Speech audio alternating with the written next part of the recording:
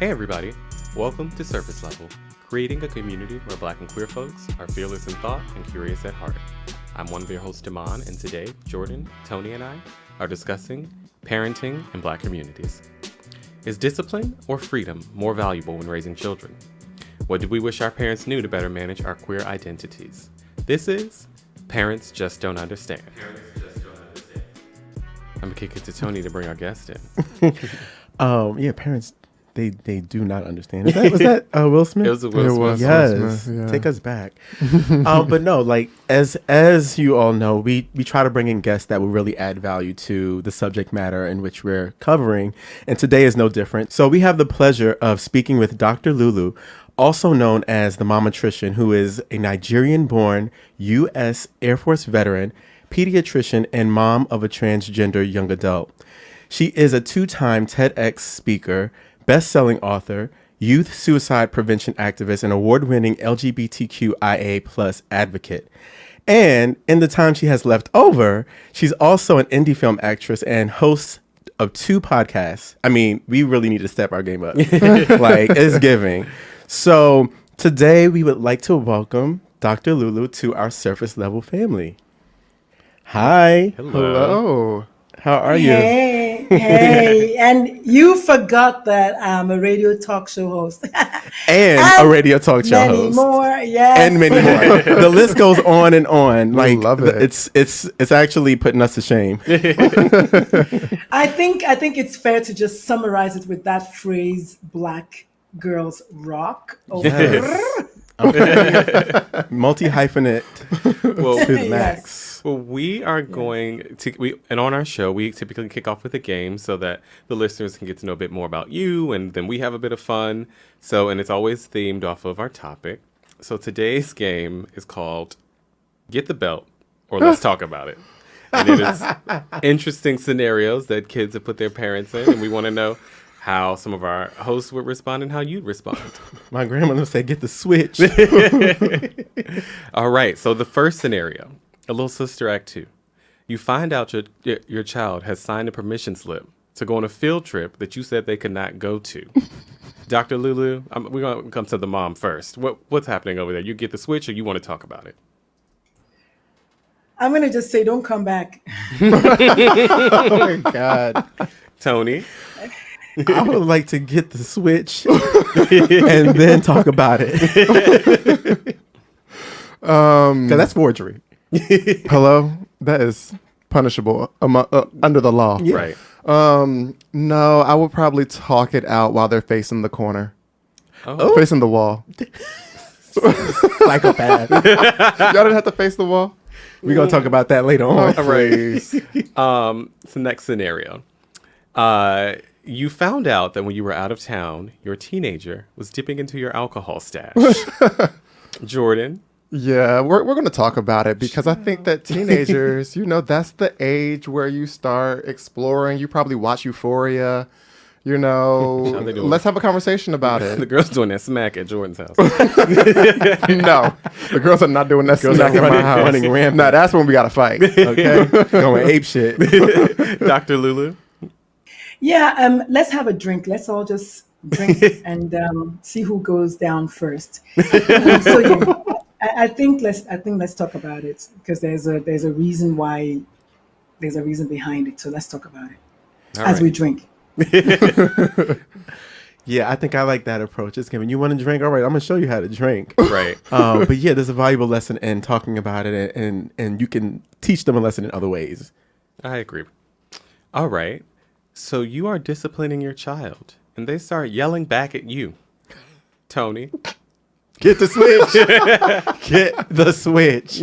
Sometimes, you got to pop them and let them know, like, listen, authority rules. It's not ironclad, but we're not going to do what we're not going to do. I ain't one of your little friends. I'm absolutely not one of your little friends. I'm like, only people that pay bills get to raise their voice in this house. And even then, there's a limit. Yes. Dr. Lulu? So even as I teach a class called Parenting Without Yelling, so obviously the answer is I'm not going to even be raising my voice already. So no one is going to be raising their voices.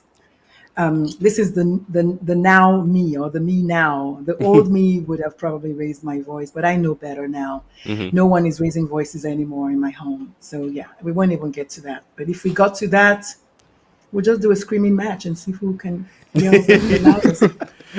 Jordan. This is where you draw the line. You will not be screaming at me in my house. All right. My house, but my house. I don't really like to raise my voice either, Dr. Lulu. The kids are passive aggressive. Kids and the parents. Right. We're both ignoring each other. Morning. All right. Next scenario. You find out that your freshman is dating a senior. How do you respond, Jordan? Is this high school or college? High school. High school. In college, those grown adults. Right. That's what I was going to say. Like, live your life. I don't know about. I mean, I'm definitely not like getting the belt or getting the switch. It's a talk because that's a I don't know. That's a big one for me. I don't like that. Tony. Yeah, I think for me, we gonna sit down and talk about it and hash it out. But the boy's gonna be over here too, 'cause he's gonna get a talking to, and I gotta know who this is. Exactly. I got a grill. Oh him. yeah, all of them. Everybody, Yeah. we all have to talk. All of them. That's what we're doing. Dr. Lulu, In I my think household. we got your answer. I'm actually going to do parent to parent at this point. Yeah, I'm going to do parent to part. parent first, and then parent to child. I'm not talking to your kid without you knowing what I'm talking about to your kid, because your kid is going to, mend the narrative. So I'm going to talk to you first, then two of us are going to talk to the kids together. It's going to be more effective that way. Parent to parent, and then parents to kids. Yes. That's what I All want. All right, so we got a few more. You go to the store. You say, "Don't touch nothing." The kid immediately starts running around, picking stuff up. Dr. Lulu. I mean, you get a yell at that point. You get a yell for multiple reasons. It happened to me when one time we went to Charleston, South Carolina, and I always had the kids put their hands in their pockets whenever we go into a store for a reason. And on the way out, and then my eldest kid said, "Mom, look, did you see that these earrings were broken?" And then somebody put it back.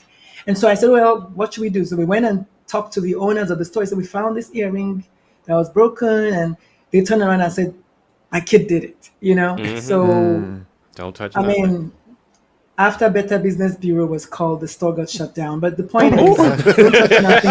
Yes. Listen, I would like to yeah. I would like My to kids think are I not gonna could do give my child a stern look, and they know better. And if Right. that doesn't work, I'll shake them up real quick, and then that ought to do the trick. Yeah, I think I'm giving a crazy eye and a real tight lip, because don't do that in public. Don't be acting all crazy, screaming around. Yeah. Now I got to sit here and we have to do home training outside of the home. It's too much.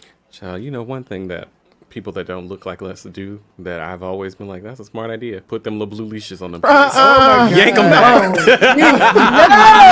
Not a leash around the neck. Not around it. It's like a little backpack. It's like around It the looks body. like It's a backpack, yeah. it's Body like- belt. It looks like a little It's a little teddy bear. little teddy bear on the back. Ooh, And then I maybe you Yes. I don't like seeing those. Not happening. No. It would snatch the life up out of you. Right.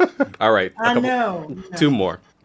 So your kids getting to know language a bit more, and they start to curse in front of you. Jordan. Well, it depends. It depends. If they are using the profanity in the way of storytelling, that's a conversation. Now, if they saying "shut the fuck up, bitch" to me, while I'm trying to get them to clean their room, we're fighting again. So I'm gonna have to put my paws on them. See, that's how it starts. You let them curse in your house, the storytelling, and next thing we know, Well, you can story tell. That's and now you the might story have a- being told. Dr. Lulu. What age is the child? Because we sometimes forget that a 17-year-old, Oh, right. an 18-year-old, and a 19-year-old, Let's- they're a little older. Let's say like What are they cursing at? a preteen person, like 12. I feel like that's when you. No. No, Oh, not 12. right now. Yeah, I was thinking. Yeah, that's not even happening in my house. I mean, no, we don't do the soap thing. but I heard that some people eat cilantro and it tastes like soap. So you're going to be having cilantro rice tonight. But no, I don't even. Honestly, that's not gonna. It's not going to happen in my house. So I want to pass on it because it's not. It's just not in the vocabulary. Like It's unfathomable. It's not a Yeah, possibility. it's just not. Yeah. Yeah, it's not. It's not. That's my answer too. It's unfathomable. It's not. Right. Yeah. Okay. So last one. Your child gets angry with you and decides they're going to run away down the street to a friend's home. Get the bell, or you're going to talk it out. Tony? I'm gonna let them go ahead and run away. Run away, love, and see how long they last. Hello. I ain't gonna go after them. I ain't gonna, and then we'll have a talk when they realize I have to explain a few things. But yeah, that's I don't know if that's a beating. That's more of like Life going to beat them down. Now you in the streets with no job. Okay. that's it. Jordan. Same. Yeah, I'm gonna let them go. That seems like a really big moment in a child's life to make the decision to run away from home. So I'm gonna let them sit with that for a little bit, and we can have a more meaningful conversation afterwards. Dr. Lulu? So I know this is going to sound cliche, but it really depends because in Nigeria, where I'm from, if you do that, the auntie's house you ran to is going to start beating you from their house. That's what we do. When we say it takes a village, we're not joking. The auntie will start the beating over there and then bring you back, pull you back with your ears, and then we can have the full conversation at home. So, or I'll call the aunt. I said, okay, it's so and so over there. You know what to do, and that's it. We'll pass the baton. So that's what I'll do. That's right. I think I don't know the name of the person who said it's a big moment. Obviously, a child running away is never sentinel. It's never just it just happened. It's a series of unfortunate events that have led to that. It's high trauma, and ideally, you should not engage at that point because that is a child running away from danger. Kids they never run away from something that is positive. So if a child is running away, that's a cardinal sign that there's danger where they're running away from. So that's huge on that parent to go back and do a lot of thinking and ask yourself, why is your kid running away? That's huge in today's world. Again, like I said, growing up in Nigeria, there's like, oh my God, knee jerk. But truly, when a child runs away, that is extreme. That means that there's huge trauma going on from where the child is running away from. So just for the parents listening, on a more serious note, if your kid ever runs away, it's never a good thing. And Dr. Lulu, we ask all of our guests, what are you curious about? Honestly, right now, I'm curious about how the Supreme Court judges sleep de la noche. Like, how are they able to sleep at night with they literally just knock down the beehive or bees' hornet's nest and go to sleep at night. That really keeps me up. Why? How are you able to sleep at night about doing such a thing or these things that they're doing? So, Yeah. Thank you.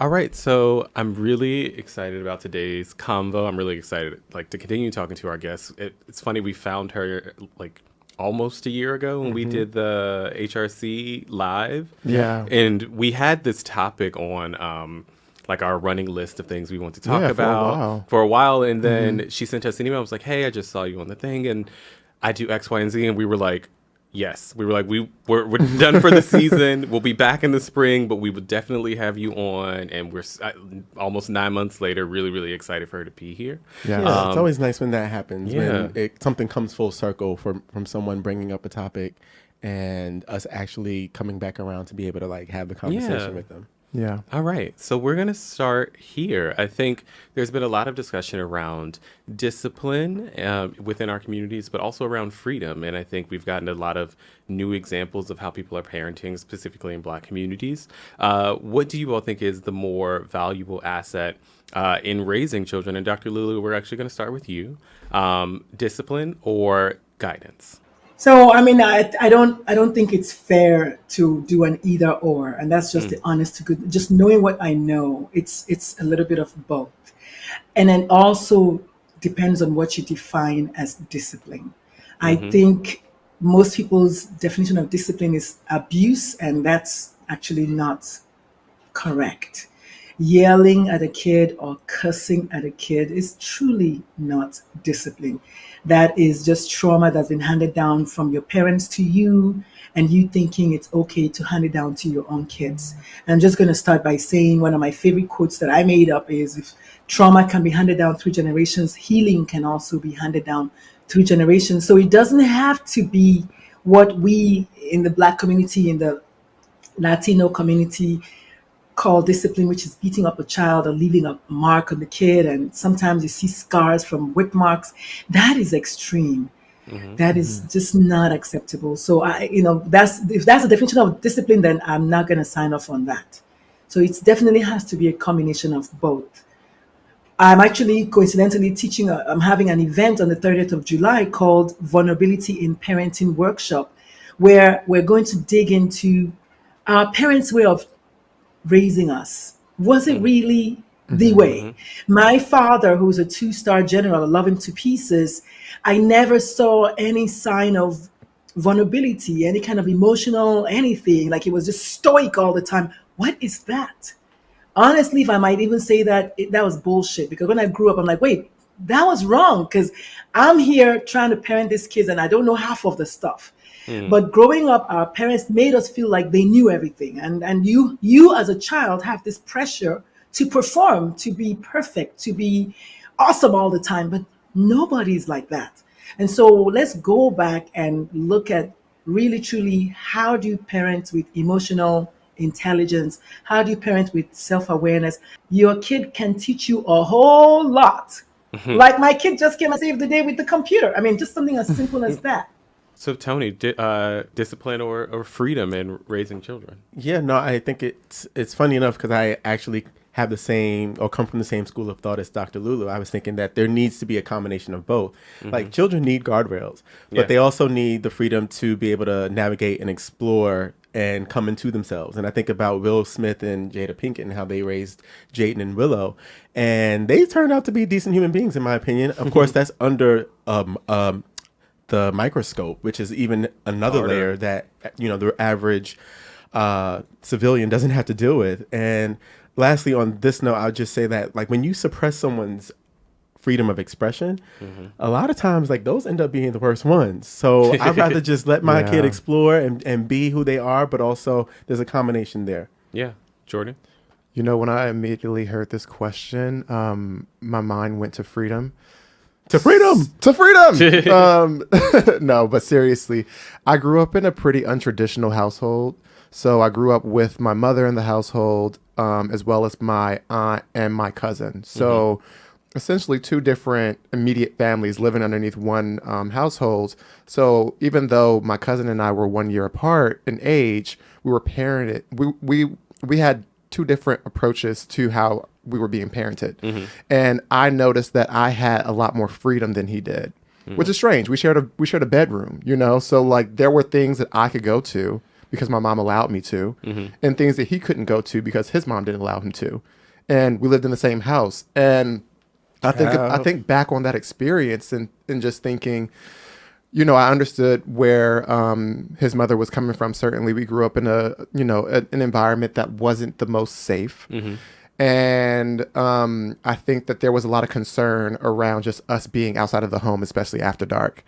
But I think that because I was able to move around more freely, I think that I had an easier time sort of transitioning into my post-high school experience. Responsible. Yeah. Kind of learn that. Exactly. And my mother allowed me to sort of explore. And when I sort of overstepped boundaries, she took away liberties. But when I proved that I could stand up to the occasion, she gave me more liberties. And I thought that was a really good approach. And it's something that I plan on passing down to my kids. Yeah. I just think everybody's hit on that level of balance. And it's something that Dr. Lulu mentioned, but I just wanted to highlight treating children as full of human beings. Yeah. Like, they have feelings, they have thoughts, they have dreams, aspirations, things that make them sad, things that make them happy. And yes, they're developing, but like, aren't we all developing? aren't we still developing as adults? Like we often look at kids like, well, you all are developing and I'm an adult and I know everything. Right. I'm just like, no, actually we're all should still continuously be learning from birth to being whatever y'all do at the end, die. But I think recognizing children, youth in that way is really valuable and important. Yeah, agreed. Well, let's talk about discipline for a second here. And I want us to go back to childhood and how we were disciplined. And I want to talk about and get from you guys, like, what do you think about your experience as it relates to discipline and what seemed normal or what may have seemed to be normal at the time, but in retrospect, you realize it wasn't all that normal. It's probably a little bit unhealthy, in fact. Dr. Lulu, what about you? How were you raised? What was discipline in the household for you when growing up? I was raised in a typical Nigerian household, which is a combination of verbal, what they call harsh verbal discipline, aka, just verbal abuse, and get the whip. But it wasn't too much. It really truly wasn't. I would not even say maybe I got whipped maybe a couple of times, but so I'm not a typical Nigerian child in that aspect. My parents just were not huge whoopers, so to say, but raining the curses and calling your names, yeah. And sometimes that's worse because I remember the names that my parents called me. I remember them to this day. Now, did that necessarily stop me from doing the same thing with my kids? I think in a sense, it's like, yeah, we're kind of playing, but then we're not playing. We're really calling our kids names, and I'm Nigerian, I'm Igbo, obviously. So, I mean, I don't know if you all know that, but there's some things that they will say to you in Igbo, like, may the gods of thunder strike you, things like that. That's just like, really? I don't know. What if thunder really strikes you? What happens? Oh my God. So yeah, I don't think it was necessary. No, that yelling and calling names. No. What about you, Damon? Anything that from your childhood experience? Yeah, there was this very specific moment I remember getting caught, like being playful with a boy. Let's just call it that. You could call it. We know what it is, right? But I remember my mom caught us, and then she told my dad, and my dad like whooped me. I had the whole like God made Adam and Eve, not Adam and Steve speech. And like for people that met my dad later on in like our journey together, that may be surprising, and how I've talked about how accepting he was of me as an adult and all these things. But I remember, and then like the question was things that we thought were normal that in retrospect weren't. Like, I think that, yeah, there's a conversation needs to be had if, like, you're doing something you shouldn't be doing in a house, but there's also a conversation that should be had that's not damning a person for being queer. And my dad, at that stage in his life, was more upset with the fact that I was queer than I was doing something in the house. Yeah, got that. And that was something that, like, for a long time, I thought, oh my God, this is normal. I have to figure out how to stop thinking this way. I have to figure out how to let go of this attraction. And I have to figure out how to be a good, straight Christian, God-fearing person that like does all these things. That was in no way reflective of who I am today. Yeah. And that was the thing that I think, and like to Dr. Lulu's point, things that stick with you that you remember. Like I remember what I was wearing that day. Like it's that seared into like my mental of like what happened. And those things can scar. And luckily I was able to heal and grow, and our relationship obviously mended, but that was definitely something that was where she got real wild. Oh my goodness. Yeah, that sounds wild. It was crazy. What about you, Jordan? What childhood experiences so seem normal then, but so I didn't really get like beatings or whippings. Explains a lot.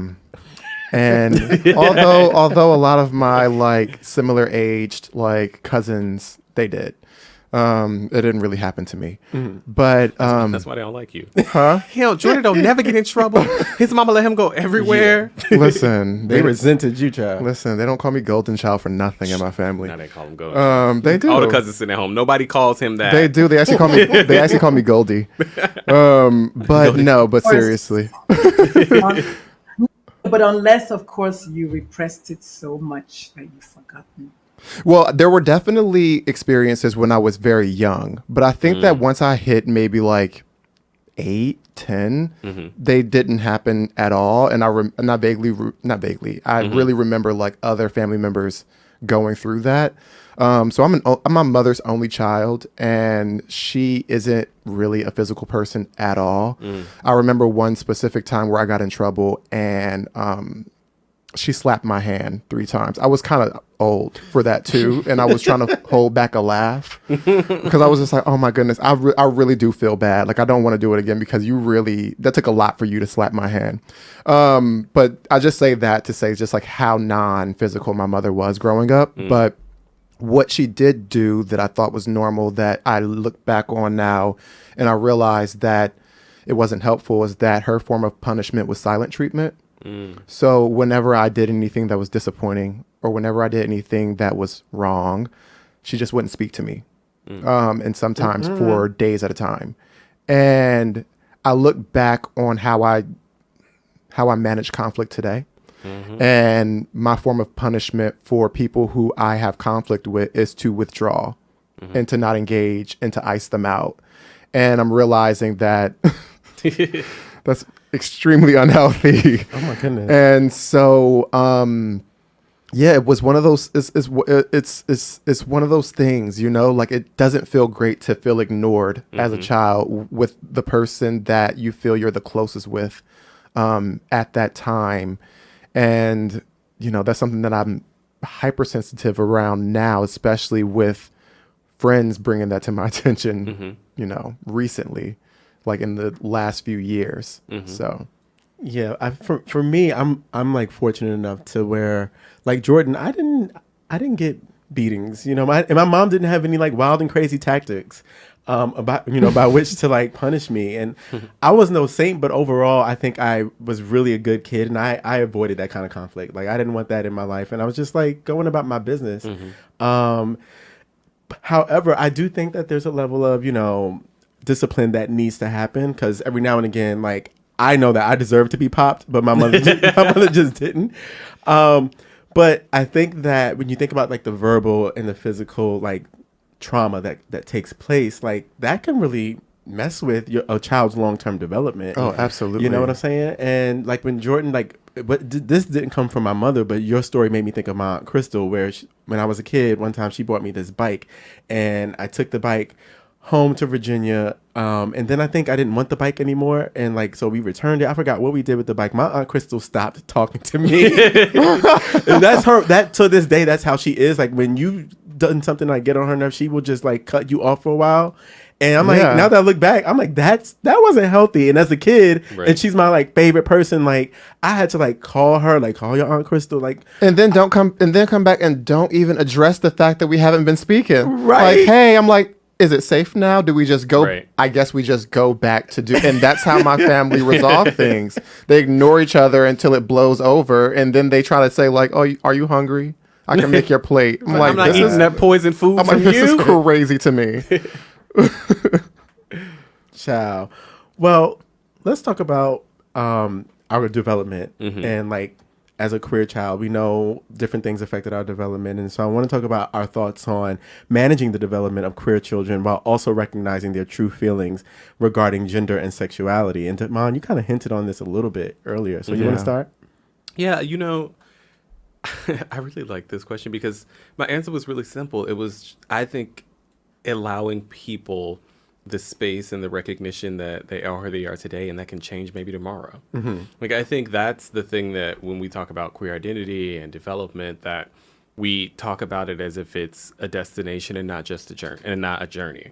Okay. Like one day I may think, I grew up and I'm thinking, oh, I'm like, I remember when I first came out, I was like, oh, I'm bi. Okay. That's how I felt in that moment. And I think that should have been recognized and not put down as like, oh, that's not how you really feel. Yeah. That's just segue into this. And at some point I was like, I'm gay. And if you ask me today, I would say I'm queer.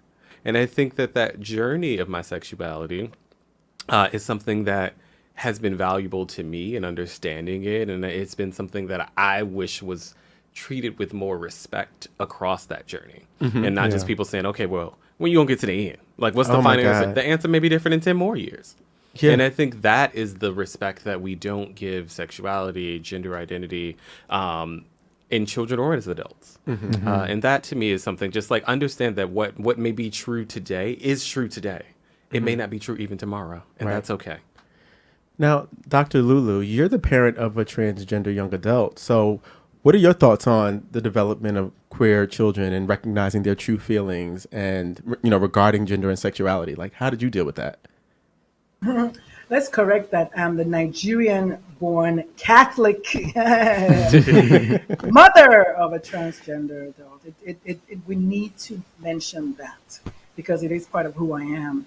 In Nigeria today, I don't know that in the eastern part where I come from, I don't know that it's necessarily a death penalty, but definitely in the northern part where I went to school at, it's literally a death penalty to be queer. So for me, I told my dad when I was 16, and he waved it off and said it's a phase. And like I said in my TED talk, I mean, you do what kids do, which is you believe your parent. You believe them. You just say, yeah, okay, sure. And then 26 years later, I was like, this feeling is not going away. And initially, I I don't know, Damon. I thought I was a lesbian.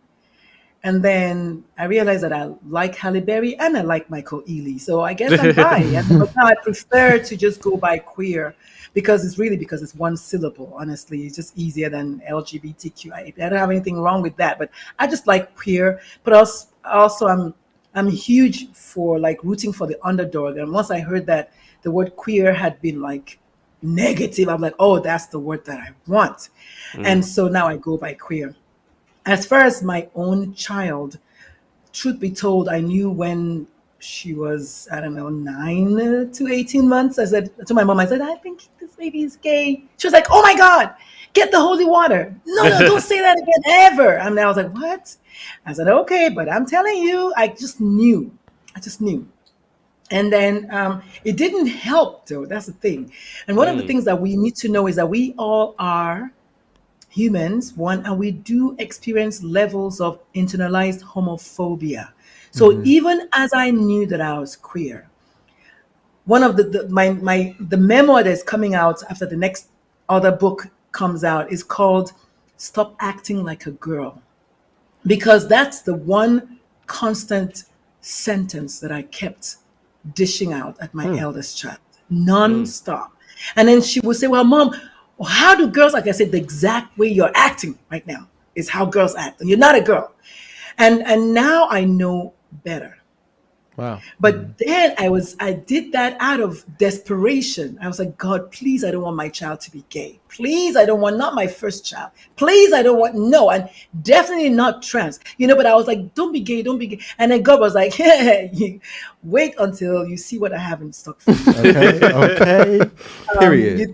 You think gay is bad? Wait, you're going to move to Texas and she's trans. Wow. So today, I think what I want parents to just understand is just be happy for here and for now. And I'm saying this because I have made all the mistakes, so I don't want you to make the mistakes. Not because it was easy for me, but because it wasn't easy for me. The day she said, Mom, I'm trans, I literally took off running. I ran all the way to the mall, which is about 3 or 4, maybe 10 miles up the road. And then when I stopped and I was panting, I looked back and there was fear and shame and disgust and anxiety and all of these emotions. They were right there with me. And so I had to make a tough decision. And then, of course, it didn't help that she said, Mom, it's not about you. And I was like, you know what? You're right. It's not about me. So parents, I want you to ask yourself the question, what does my child want from me today? And if you keep that question right in your forefront and make it not about you, then you can see enough that maybe they just want a hug. Maybe they just want a listening ear. Maybe they want dinner. It may not be about anything else. Yeah. But sadly, when we hear LGBT, the first thing we think about is sex. Nobody thinks that we have asexuals who do not really care about sex. We have a trans child who really, truly, their issue is not their sexuality. And so all of these things, and the only thing that can abolish it is just education. Just we have to keep showing up and keep talking about it every day, all day. And maybe, just maybe, maybe, just maybe, we'll get to the people we need to get to before their kids get to the ledge and jump, which is why I do what I'm doing. Yes. Oh my goodness. Dr. Lulu, you're about to pull a tear out of my eye. Jordan, what do you have to add? Well, I mean, listening to you tell your story, Dr. Lulu, just really resonates with me, because I do think that a big part of my just overall that generation in my family that like are all my parents' age, I think there's a great deal of shame that comes with having a family member or a child who identifies as anything outside of cisgendered or heterosexual. And I think that when we're talking about the development of queer children, I think it's really like not being afraid to acknowledge that your child may be queer. I see, younger cousins of mine who are maybe like 14, 15, who I look at and I'm just like, this child is not heterosexual. And I still battle with like, am I supposed to be like, can I talk to them about that? Or is that too much? You know what I mean? Like, but it's not fair, because when you have a child at the same age who you believe to be heterosexual, you don't mind asking them questions about the people that they're dating or the girlfriend or the boyfriend. But for some reason, when it's non-heterosexual, you feel like you have to make that part of them invisible. And I feel like when it comes to the development of queer children, I think that it's not waiting until you have an openly queer child and that you're parenting. I think it's always advocating for inclusion. And so when you're watching TV and there's a queer character on the TV, is being mindful about how you're talking about that character. I remember growing up, I'm not sure if my family knew at that point that I was queer. I think that everyone knew immediately. But maybe they didn't know. Maybe the denial was that strong. But we will watch things like America's Next Top Model, and Mrs. J will come on the TV screen and, show the girls how to walk and everything. And the commentary that I would hear from my family, like, oh, this fag, blah, blah, blah. I'm just like, I'm sitting there, I'm like, oh my goodness, I can never be safe coming out in this environment. Like, I just have to get out of this environment. And so I think that for parents who are parenting queer children, I think that you can't wait until they're open and they're out, because you have to establish that you are a trusted person. Hello? You're a safe space for someone to come out. Hello? I want to get away from the idea of coming out and really put it on other people to earn their spot to be let in to their kids' lives or the children's lives around them. I see Dr. Lulu, you are having a moment right now, Dr. Lulu. Oh, yes! I'll have what she's having. Oh my God. Yes, Invited in. Listen. Wow. Well, I mean, you know what? Because Jordan, everything that you're saying and Dr. Lulu's saying, like, I actually would like to take a moment to provide a little bit of like some tips and helpful advice to parents that are dealing with, their queer children that are developing and what they could possibly do.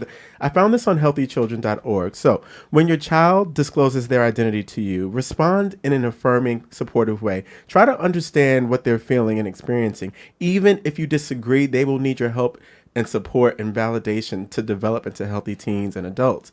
Don't minimize the social pressure or bullying that your child may be facing, and make it clear that slurs or jokes based on gender and gender identity and sexual orientation are not tolerated. And lastly, support your child's self-expression. Engage in conversations with them around their choices of clothing and jewelry and hairstyle and friends and room decorations, et cetera, et cetera, et cetera. And so for me, like I say, listen to your children. They are young adults. They don't know what the hell they're talking about all the time. But you've also got to learn not to dismiss what they're saying about how they're feeling and when they're telling you who they are. Right. And they get to decide who they are and nobody else. And they should be given that space to explore and be given it very openly. And lastly, it kind of goes to what Dr. Lulu's point was earlier too, was that parents now more than ever need to do the scholarship. They need to learn about and get the education around sex, gender, and identity to be able to have conversations with their children. So, absolutely. And Dr. Lulu, Amen. I love the passionate Amen. response. And the next question that we have is, and you already kind of touched on it. You kind of talked about your initial reaction to your eldest child expressing to you that they were transitioning. I wanted to know, like, further down the road in that process, how did you accept that role? How did you create that ongoing support for your child who was going through that process and that journey? And so the information is actually only 6 months old. I know most people think that this has happened a long time ago. She just told me in December, literally at the end of December. So basically 6 months ago. She did say, Mom, it's not about you. And the back of my book, the very first sentence is, Mom, it's not about you. And that hits me differently. And then I realized that my child, who I know I raised right, will thrive with or without me in her life. She will thrive. It may be difficult at the beginning. She may toddle a little bit. She may fall a little bit, but she will come back. And so the decision was mine to make. Is she going to have an easier life toddling with me in it or without me? I'm already the only parent that she has. That was a decision. It was not a hard decision because I'm also a queer person. And once I decided that people who mind do not matter and those who matter will never mind, I went ahead. I said, I'm going to support this kiddo, and that's it. And once I made the decision, it's part of my A, B, C, D, E of accepting your child. The D is decide today that you're going to support your kid. That's it. Once I made the decision, it became easier. Just like when you want to ride a bike, you don't say, oh, my fault. No, you say, I'm going to learn how to ride the bike. That's it. You don't focus on not learning, you're going to be focused on learning. And so I love the things you were saying. For me, I want to go even back a little bit. When you are pregnant with your child, that's it. I'm having a child. Not I'm having a boy or a girl. Change of mindset. We have to start now to start saying, I'm having a healthy child. I want a healthy child.com. That's it. Okay. Yeah. And then I love that you said the affirming, which is completely different than acceptance. What I don't agree with is try to understand. A lot of parents in my 2,500 strong parent support group on Facebook say the same thing. When I don't understand, well, you don't need to understand. The truth is, you don't understand every single thing. Your best friend is marrying that guy that you know you don't like and you know he's not good. You don't understand it, but you're at the wedding. Your best friend is in San Diego. You don't know why she's still working that job that you know the hours are bad. You don't understand it, but guess what? You're supportive. You still have lunch with her. The reason why parents say, I don't understand, is because it's the control factor because it's their child. So they dig their heels in. The truth is, you don't understand. We're only using 10% of our brains. For goodness sake, we don't know many things. Yet we support the things that we can. Why? Because it's not our children. So the need to understand is irrelevant. Knowledge before understanding. Knowing that my child is queer, my child is gay, my child is bi, es una cosa muy importante, más que comprender. More important than understanding is to know. And then you look it up. Your child should never be your guru. Your child can be your guide, but not your guru. In other words, you got to do the, you know what black folk especially, we're okay with our cousins being gay, our best friend being gay, our neighbor being gay, but not our kid being gay. Black folk, it's time for us to be normalizing the fact that our kid is gay. Here's the reason. When you see one queer child, you see other queer family members every single day. No, there's no gay gene, but it does run in the family. And so, why is it okay for Uncle Buck to be gay, but not little Susie? Why is it okay for you to see two kids playing in the sandbox and a boy and a girl and like, oh, maybe that's his girlfriend and you giggle and giggle. But if it's two boys, maybe that's his boyfriend, you attack the person who says that. Why is there that hypocrisy and that dichotomy of thoughts? Let us normalize the fact that being queer is normal. It is actually a normal thing. The problem is most parents make it about them. I made it about me. I said it's something that I did wrong. I am at fault. I am ashamed. I am scared. Me. But truly, I didn't do anything to create the beautiful human being. I have other family members that are very, very, very queer. So their parents didn't do anything wrong, and neither did I. And I need parents to disabuse their minds from that idea that they did something wrong to create this child. And it comes from going back to Abrahamic religion and Western thoughts and Western cultures, because in the old days in Igbo land, women took wives and it was not anything abnormal. Then the white man came with his religion and said, "Oh, that's bad." Just like they did with the two spirits in the Native American culture, or indigenous culture rather. Two spirits were like banished and they're bad and they're not good for you. But really, two-spirited individuals were the leaders, they were the teachers, they were the seers, they were the people who were leading the communities and teaching the communities, and sacred people kept the customs. But the white people came and said, it's bad for you. As they stole our arts and crafts and our culture, and they were telling us that our customs are not good. And then they imposed the religion. And then the religion, oh, well, the religion says this and religion says that. But in ancient Igbo culture, women took wives. My language, Igbo, we do not have male and female pronouns. Everybody's they, them. So that is the level of where our language is. That there's a reason for that, why we don't have male, masculine, or feminine pronouns and gender in my language and many other indigenous languages where nobody's going to tell you that.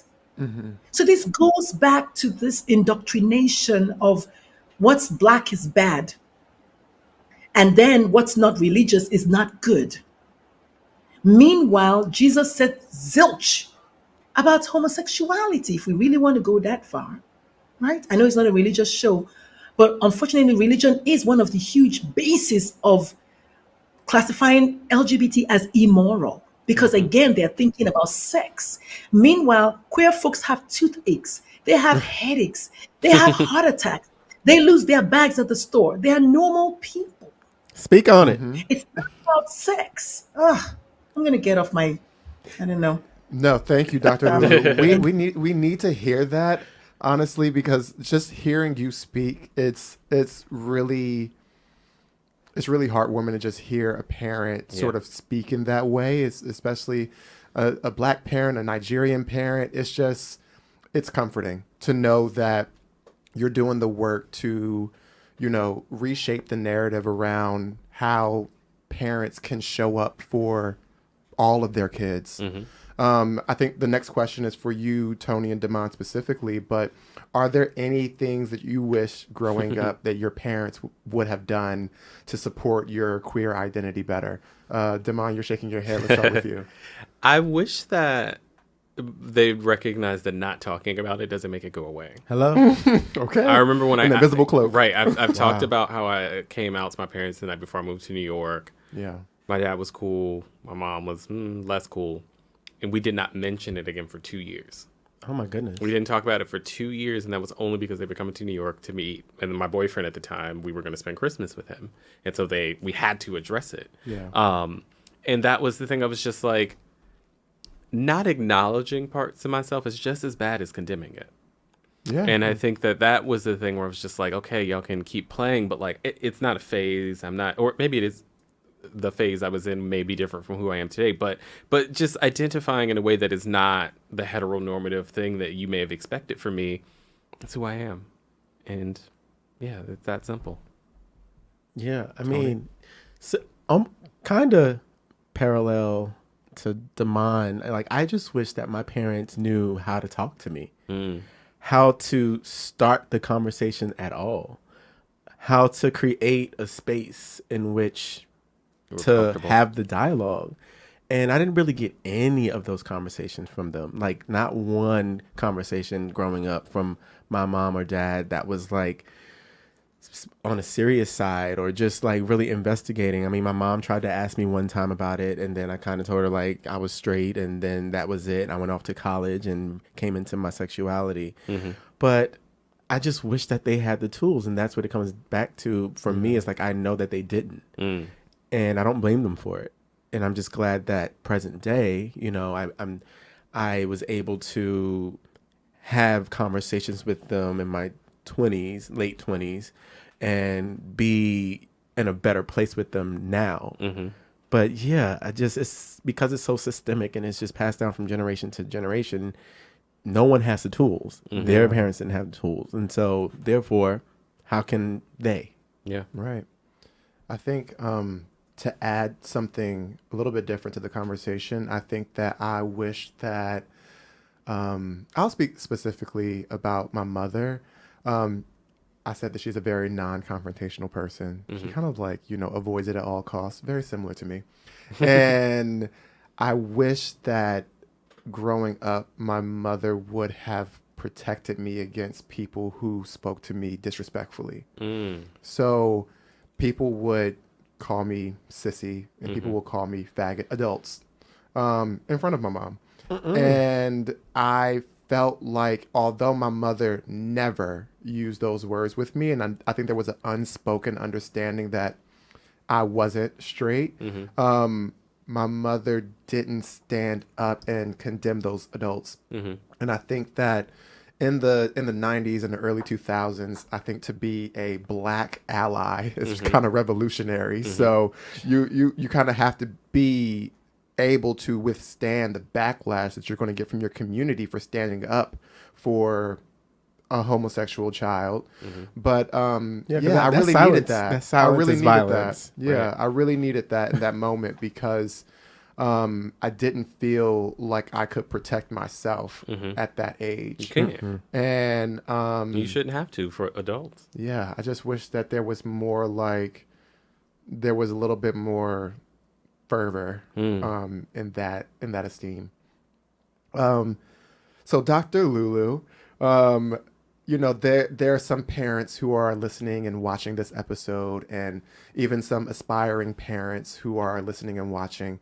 I wanted to know if you have any parting advice that you would give to parents with regard to parenting queer children. Any things you think that they should particularly do, and habits that you think that we should try to avoid, ones that are commonly upheld in our community, I guess.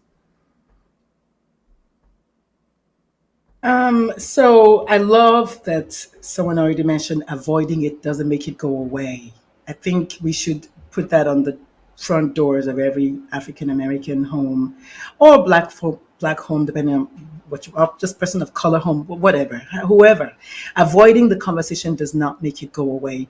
Like has already been mentioned, I don't think we've talked about it, since I told my parents, I don't know how many years ago. But we have to just tell the people that we feel like we should tell and then move on. I want the parents to know, though, that while it's kind of okay to think that your child might be queer and maybe want to ask badly, rather the question to ask yourself is, why has my child not told me? Why has my child not shared? I prefer share or invited me into their queer world versus come out to me. And the true answer is all about safety. It's a safety factor. If your child doesn't feel like you're a safe person, your child ain't gonna share. And then hanging out with queer kids makes your child as queer as hanging out with straight kids makes your child straight. If you know, you know. Okay? So for those parents who think that your child is turning gay because their friends are gay, then why have they not turned straight from hanging out with straight kids? So just remember to ask yourself that. Allyship is a verb. It is a doing word. It's not a spectator sport. So that means you're going to be an ally when I'm there and when I'm not there. You're going to be an ally whether you see me or you don't. You're going to be an ally when people are talking junk about me and when people are not talking junk about me. Becoming an ally for your child is the way forward. And I love that you mentioned something about watching TV. Part of creating a safe space is first starting in your heart, and create a safe space in your heart for any queer child, period. And then in your home. It might be little pride flags. It might be watching, gender affirming TV. You might be using gender affirming word. I used to say, well, why you gotta be so gay about Miss J? I used to say that. Even as I was married to my ex-wife, It was just internalized homophobia, which I now know is like I don't know, it's something that we do because we feel like we don't want to say something so that other people don't judge us. But now we know better. People who mind don't matter. People who matter will never mind. And then last thing I wanted to say is I love the word non-heterosexual. I don't like the word homosexual. And I know someone, I don't know all your names, someone had used that multiple times. Thank you for saying non-heterosexual versus homosexual. Try to maybe by using that versus homosexual. People are afraid of the word homosexual. So use non-heterosexual. And then try to be more affirming, which means your child tells you that they're queer. Do not say, "Oh, I already knew." Don't dismiss it, because you and I know that it takes a lot for them to tell you. So my ABCs will be: number one, accept, acknowledge, become aware. Number two, B, believe your child. C, create safe spaces. D, decide to accept your child. E, engage in open-ended questions mindfully. And F, feel all the feels. Do not run away from the emotions. Don't run away from all that, because you know what? We've been socialized to think that being queer is bad, is negative, is abnormal, is you're going to hell. So it is okay for you to feel all the feels, but your child should not be part of your fears, because the truth is what your child wants from you is not your fear. Is not your fear. Take your fear to your gay friends. Take your fear to whoever. Don't take it to your child. Your child has enough to deal with already. You don't need that extra. Thank you all so much for the opportunity. Hang out and hang on rather for my upcoming book. Is called Invited In: How to Become the Parent Your LGBTQ plus child needs. Going to be dropping at the end of the month. Thank you so much for the space. I appreciate it so much. All right. Dr. Lulu, thank you so much for imparting the wealth of knowledge with us, our listeners. I aspire to be a parent someday, and I'm like, I can't wait to listen to this episode over and actually have a pen and paper next time. I know that you just talked about your book that's coming out, but do you have any other way that you want to share with the audience that's listening or watching, how they can stay in touch with you, how they can keep up with what you're doing? Any of those contact information or details, you can share those at this point. Thank you so much for not being selfish. I appreciate it. www.dr-lulu.com. So dr-lulu.com is my website, and my Instagram, or rather all of my social media, is the same. Dr. Lulu Talk Radio. So one of the things that I like is I like people to know that it is okay to not have all the answers. It is okay to be vulnerable. It is okay to say, you know what, I don't know. Teach me. It's okay to say, I got to go figure it out. Go do your research. For once, I actually give you permission to do real research. And that doesn't mean watching one video. That means literally looking at studies. Okay. So I have a Monday evening parent support group. We meet virtually. And just this past week, I found a spot here in San Antonio where we're going to meet in person as well. It's called Parents of Queers Support Group. I have a podcast called Parents of Queers Podcast. We haven't released any episodes yet because I'm still recording my first 10.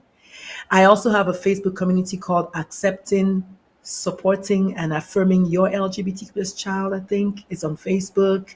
But really, I'm really most proud of my online course called Becoming the Parent Your Queer Child Needs. So it's a little bit different from the book, which is How to Become. This one is called Becoming. So please find them. My energy is the same on this podcast as it is in the online course. My energy is the same. Every Monday evening when I meet with these parents, they come afraid, they come broken, they come ashamed. And we just tell them, you know what? It's okay to feel those feelings, but today you need to start stopping because your kid is okay. This is not a cancer diagnosis. This is not a death sentence. This is a child who is the same child they were yesterday.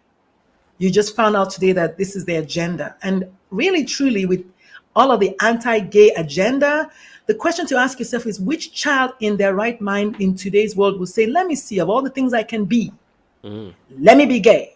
It's impossible. So remember that and be blessed as you do. Thank you. Thank you, Dr. Lulu. And now, all the listeners and viewers, you have all the information that you need to stay informed and get studied and smart on how to become an inclusive parent and a parent that's actually making an impact, a positive impact on queer children. And that's all the time that we have this week.